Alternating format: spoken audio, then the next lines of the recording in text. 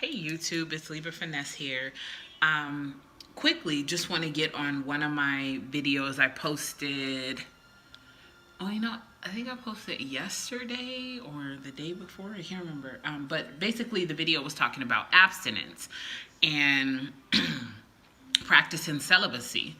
I received an email from a listener, a viewer, who wished to remain anonymous.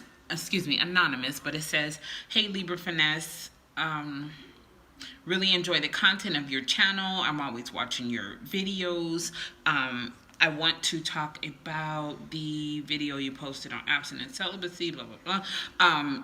She says that the topic was spot on, the content was spot on. She says, but you missed a subject.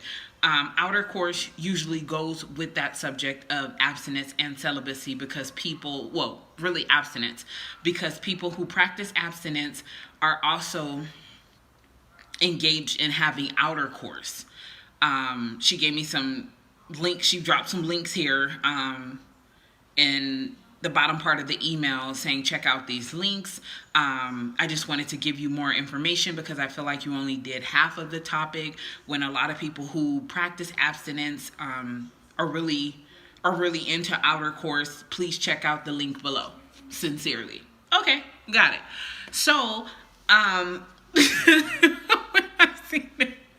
I seen the email, I'm super hyped. You know, I love getting emails from people who have feedback for me from my videos. So when I was reading the email, first of all, the subject line read outercourse, and I'm like, well, I know about intercourse, but outercourse, let's check this out. So she just got straight to the point, nothing major. I do appreciate her. You know who you are. I appreciate you sending that to me. I don't know much about outercourse, but I guess that would go with the topic. If you are abstaining from actual sex, outercourse seems to be when you're when you're practicing abstinence, because when you're practicing celibacy, you're taking a vow to yourself not to even involve in any of those actions of sex, inner or outer. So when you practice abstinence, I was reading some articles where they say abstinence is very effective if you're not, if you know that you don't want to get pregnant. Abstinence also, there's a form. They were saying, okay, abstinence can be kissing, massage.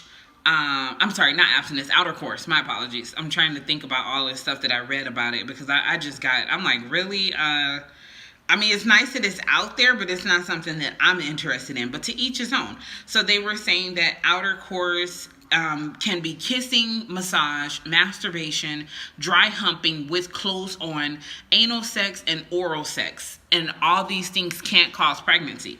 So then I'm reading down further in the article, and it talks about, okay, you can get pregnant in rare situations. I'm like, oh my gosh, please, people. But they talk about, it makes sense. They were like, if you have anal sex and the semen drips out of the anus into the vulva after anal sex, it's a possibility that the sperm can swim up and you can become pregnant. My God. Okay. I was just thrown back because, again, I don't know much about outercourse. First of all, I've never even heard of it until she emailed me, and then, there's links, and then the links was another link, and then another link, and I'm like, wow, okay, this is some real deal stuff. And I guess if you are practicing abstinence and you're not trying to get pregnant, I feel like who is, but okay, that's another topic. Some people plan their pregnancies. Shout out to those people that plan their pregnancies. That's what's up. If you're not planning on having intercourse, or you don't want to become pregnant, I guess that is the way to go. But geez, I feel like hell, after a massage, some kissing, some rubbing, some oral sex, who wouldn't want to have sex? Who wouldn't want intercourse? Hell, if you're going to do all that, shit. I understand if you're trying to prevent pregnancy. By all means, I get that. But after, it said kissing, massage, masturbation, anal sex, and oral sex. And then it said dry humping. But hell, minus the dry humping, you are having sex. And That's just my opinion. Let me know. Share your mind with me in the comments below. Let me know. Isn't that hell? Sex start off with massaging, kissing. It may go into masturbation, and then oral sex, and then it talks about anal sex and dry humping. I don't have time for that. I feel like all of that is sex. But okay, I mean, hey, to each his own. You don't want to get pregnant. You want to have you some oral sex. I mean, shit, I'm not satisfied at that point. Like, fuck that. Let's get it on. But to each his own. Some people are just satisfied with having oral sex and getting off and going about their business. Like, I understand that. I get that. But everybody's different. So I guess if you take that on, if you put that in your mind and pledge to yourself or vow to yourself that you're not going to get pregnant or involve yourself in intercourse itself and just the other activities, more power to you. The email that I received, she also talked about she has practiced abstinence, not celibacy, but she knows people, has friends who have vowed and went on the journey of celibacy, and it worked out great for them. For whatever reason, she didn't put it in there, but herself, she has practiced abstinence, and that's why she found the articles and stuff on Outtercourse, because she was saying that in her walk of abstinence, that's all that they could do. And again, I feel like, okay, that's having sex, but I guess sex is different to hell. Sex is just universal language. I feel like it's the same to every person, but I guess if you have it in your mind where you're like, okay, I'm not going to have intercourse. I'm going to do everything else but have intercourse. I guess those techniques would help you. The kissing, the masturbation, the massage, the dry humping, the anal sex, and the oral sex. If you just put it in your mind like, I'm not having intercourse, I don't want nothing in me like that around me, I'm not going to penetrate nothing, I guess those techniques would help you. And I'm quite sure they would. If you're an adult and you've been having sex, and then you, for whatever reason, religious, spiritual, whatever reason, you decide at some point in your life to say, hey, I don't want to have intercourse anymore until hell. Some people say, I don't want to have sex until I'm married. Like, I felt that way at one point in time.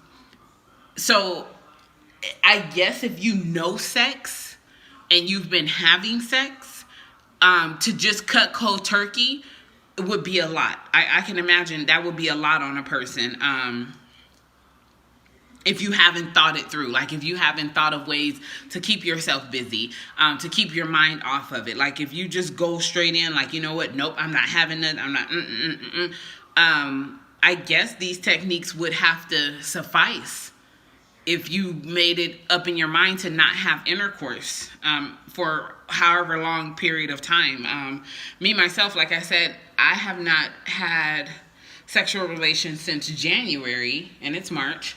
And it's not something that I just was like, oh, I'm not going to do it. I just found myself not dating, focused on work, focused on life, focused on my career, building my businesses.